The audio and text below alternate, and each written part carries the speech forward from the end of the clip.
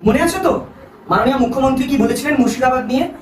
নাকি যারা মুর্শিদাবাদে হিংসা করেছে তারা बीजेपी बाहर का गुंडा लेकर ये उसका प्लान है। তারা ইউপি বিহার থেকে এসেছে হিংসা করতে। মুর্শিদাবাদে এই হিন্দু বিরোধী হিংসায় মারা যায়, বলি হতে হয় হরগোবিন্দ দাস এবং চন্দন দাস। এবং এই উপরে চার্জশিট ফাইল করেছে রাজ্যের চটিচাটা পুলিশ। কতজনের বিরুদ্ধে চার্জশিট ফাইল হয়েছে? 13 জনের বিরুদ্ধে চার্জশিট ফাইল করেছে। কিন্তু এই 13 জনের মধ্যে একজনও বহিরাগত নয়, একজনও মুর্শিদাবাদের বাইরের নয়। এবং এই 13 জনই মাননীয়ার সেই দুধেল গাই ভোট ব্যাংক। এবং এই 13 জনের মধ্যে একজন এমন দুধেল গাই আছেন যিনি হরগোবিন্দ দাস এবং চন্দন দাসের বাড়ির কিছুটা দূরত্বতেই একটি কাপড়ের দোকান লাগাতেন, ঠেলা লাগাতেন।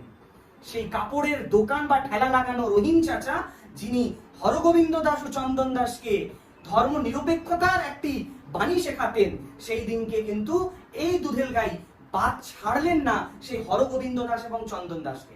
বলি হতে হলো হরগোবিন্দ দাস ও চন্দন দাসকে। কেন? কারণ তারা হিন্দু।